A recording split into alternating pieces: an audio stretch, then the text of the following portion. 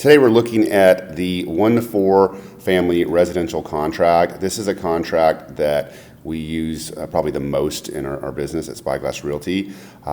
And I'm going to go over the parts on this contract that are most pertinent to the terms that you're going to want to look at. So we're not even going to go over anything that can't be changed.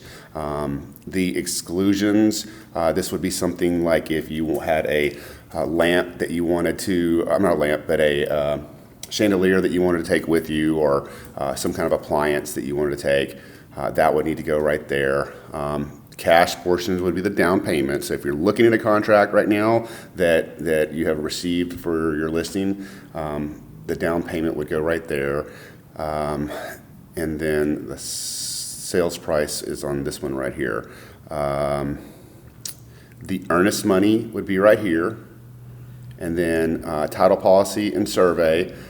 This box right here is the one you're going to see most in Texas. 99.5% of contracts, the seller pays a title policy.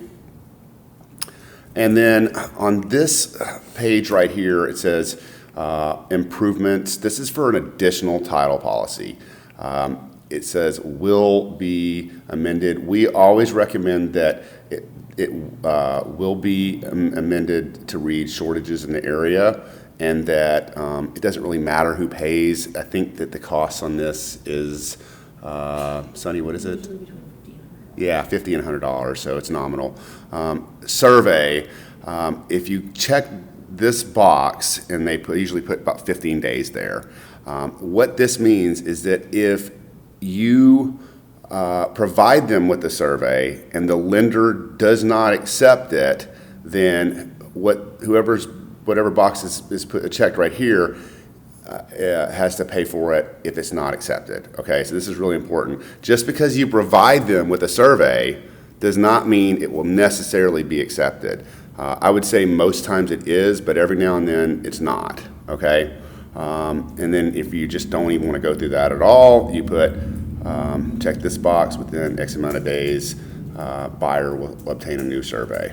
So objections to title. This is an interesting one right here. We usually put residential use and then a number of days. This is an out on the contract that most people don't really pay attention to.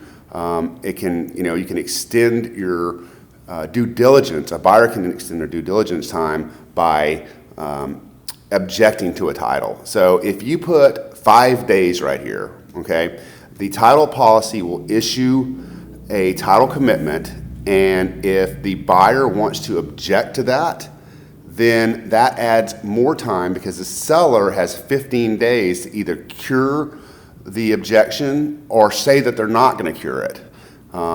And anyway, I've seen that used. We were up against an option period one time, and we couldn't get in touch with the seller, and a buyer objected the title just so that he could buy a couple more days.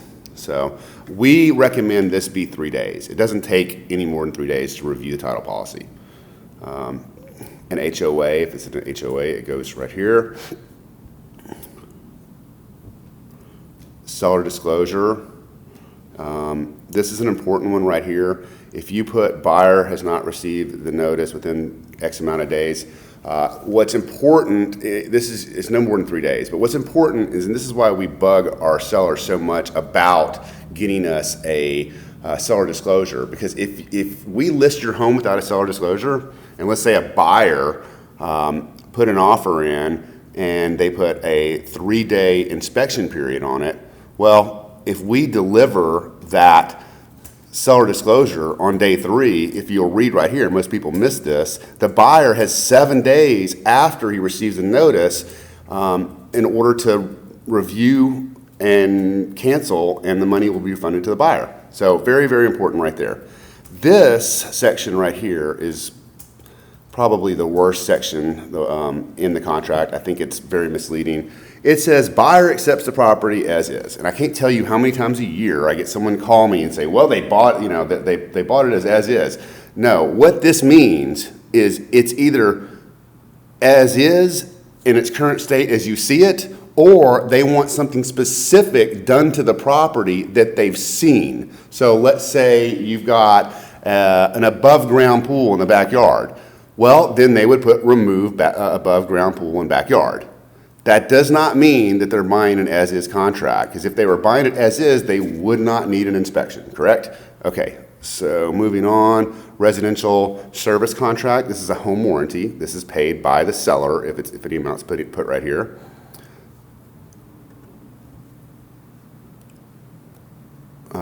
Possession, this is upon closing, or if you hit this, if you're going to have a temporary lease back.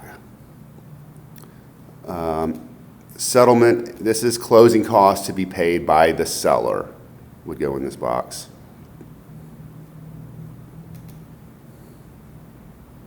Notices to buyer and seller right here.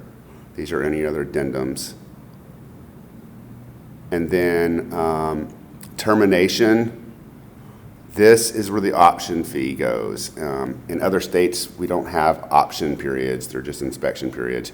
But in Texas, it's a option fee, and that gives the buyer an unrestricted right to cancel for whatever reason they want in X amount of days. So they can cancel for whatever reason, it doesn't matter.